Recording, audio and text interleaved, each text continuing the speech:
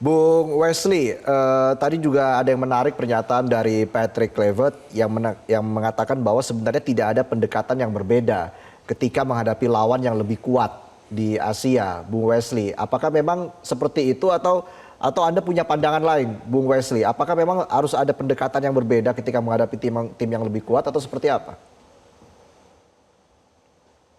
Saya kurang memahami maksud yang disampaikan Clifford. Saya ragu-ragu apakah pertanyaan dan jawaban itu masih menyatu karena masing-masing lawan kan punya karakter yang berbeda yang harus kita sampaikan. Tapi kalau pendekatan berbeda, saya pikir gini, dia sudah mengatakan, sudah membayangkan tim ini sudah dalam satu kesatuan dia kok. Yang berbeda itu hanya taktik, strategi per game. Tapi kalau game plan secara keseluruhan, filosofi cara bermainnya itu sama. Yang berbeda hanya per pertandingan dan itu dilakukan menjelang pertandingan persiapannya. Jadi saya belum memahami apa maksud mendalam dari ucapannya itu. Tapi tadi Oke. kembali ke direktur teknik ya Bung Harpa. Karena direktur teknik ini dia menerima laporan setiap pelatih kepala dari senior, dari U23, misalnya 16 gitu. Kalau kita nggak punya direktur teknik, ujung-ujungnya langsung ke federasi. Dan saat ini federasi itu hanya sampai kepada Pak Erick Thohir, sekjen kita nggak lihat, wakil ketum nggak kita lihat. Nah, itu kan berbahaya. Tumpang tindih nantinya. Tadi saya katakan masing-masing bekerja sesuai dengan porsi dan pokjanya dan harus juga menghargai profesi orang lain.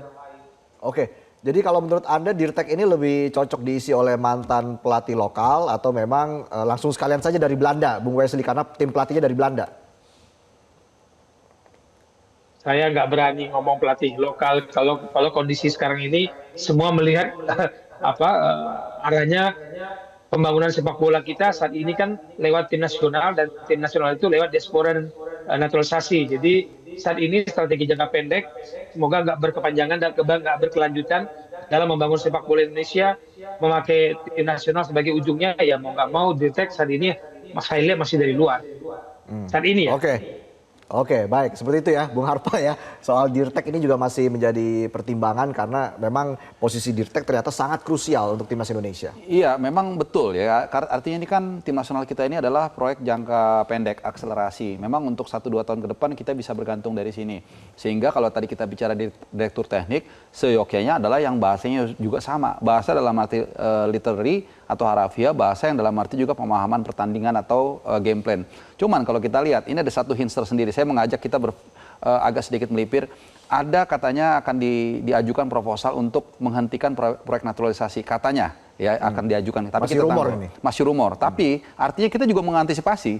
Ya kalau kita dibilang oh enggak ada. Tapi kalau ada kan kita harus mengantisipasi. Kenapa? Kalau memang proposal ini nanti di-approve, katanya hanya yang boleh naturalisasi itu hanya anak.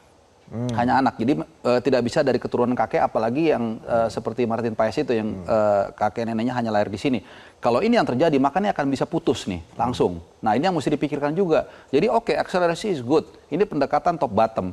Tim nasional senior sekarang sudah benar-benar seksi dan ini membangkitkan animo juga kalau kita lihat di berbagai daerah anak-anak untuk ikut masuk ke SSB dan ini akhirnya grassroots-nya juga mulai tersentuh. Tapi apakah ini bisa bertahan berapa lama gitu? Apalagi kalau tadi aturan tadi itu benar-benar diimplementasikan, kita benar-benar akan ada gap yang besar. Oke. Jadi ini tantangan yang mungkin juga masukan untuk federasi kalau memang benar diperhatikan, jangan sampai nanti kita tiba-tiba di tengah jalan kayak layangan putus. Jelajahi cara baru mendapatkan informasi. Download Metro TV Extend sekarang.